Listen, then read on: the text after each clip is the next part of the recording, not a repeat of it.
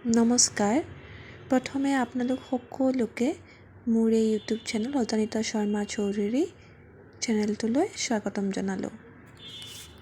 আজি মই এই ভিডিঅ'টোৰ মাজেৰে আলোচনা কৰিবলৈ ওলাইছোঁ ভটিমাৰ বিষয়ে। আজিৰ বিষয়বস্তু হ'ল ভটিমা। ভটিমা কাক বোলে, ভটিমা কেই প্ৰকাৰ আৰু কি নাট ভটিমা, ৰাজ ভটিমা, দেৱ ভটিমা আৰু গুৰু ভটিমা। এই বিষয়বস্তুৰ সম্পৰ্কে আমি চমুকৈ আলোচনা কৰিম।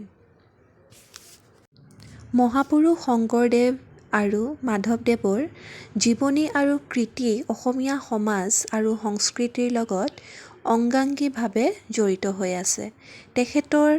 তেখেতসকলৰ যি অৱদান এটা বা দুটা বিষয়তে সীমিত হৈ থকা নাই, অসমীয়া সংস্কৃতিৰ সকলো দিশ সম্পদশালী কৰি গৈছে। ভটিমাসমূহ শংকৰদেৱ আৰু মাধৱদেৱৰ দ্বাৰাই সৃষ্ট অসমীয়া সমাজৰ বাবে বহুমুখী দান বুলি ক'ব পাৰি।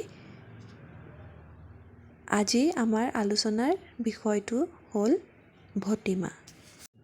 ভটিমাসমূহ প্ৰশস্তি বা গুণ গৰিমা প্ৰকাশক গীত।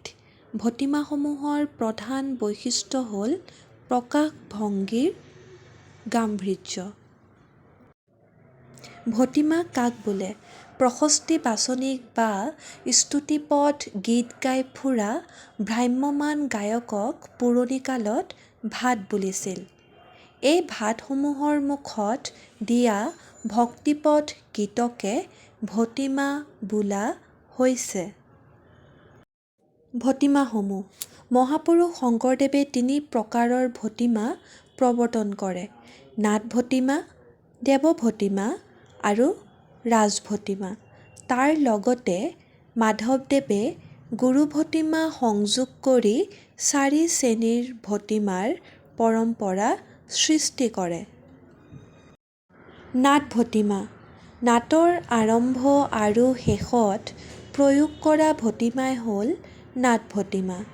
নাট ভটিমা ৩ প্ৰকাৰৰ: উপাস্য দেৱতা বা কৃষ্ণ বা ৰামৰ নাম গুণানুকীৰ্তন কৰা ভটিমা, নাটৰ মাজত প্ৰধান চৰিত্ৰৰ ৰূপ-গুণ বৰ্ণোৱা ভটিমা আৰু নাটৰ শেষত সভাসদৰ মুক্তি কামনাৰ ভটিমা।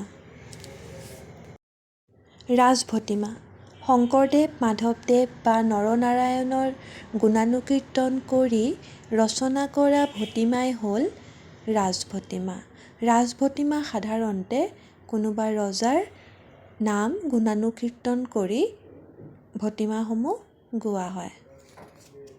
ৰজাৰ নাম গুণানুকীৰ্তন কৰা ভটিমাই হ'ল ৰাজ ভটিমা। মহাপুৰুষ শংকৰদেৱে ৩ প্ৰকাৰৰ ভটিমা ৰচনা কৰিছিল: নাট ভটিমা, দেৱ ভটিমা, ৰাজ ভটিমা। এই ৩টা ভটিমাৰ চমুকৈ বৰ্ণনা আমি জানিলোঁ বা পঢ়িলোঁ।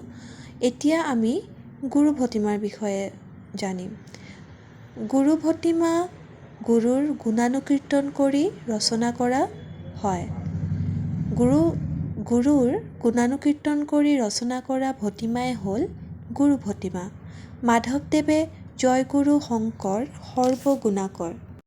এই ভটিমাৰে গুৰু ভটিমাৰ আৰ্হি ৰাখি যায়।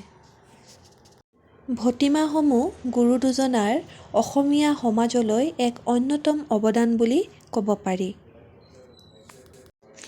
আজি এই ভিডিঅ'টোৰ মাজেৰে ভটিমাৰ সম্পৰ্কে চমুকৈ আলোচনা কৰা হ'ল। যদি আপোনালোকে ভিডিঅ'টো চাই উপকৃত হৈছে তেতিয়াহ'লে লাইক, শ্বেয়াৰ, কমেণ্ট কৰিব।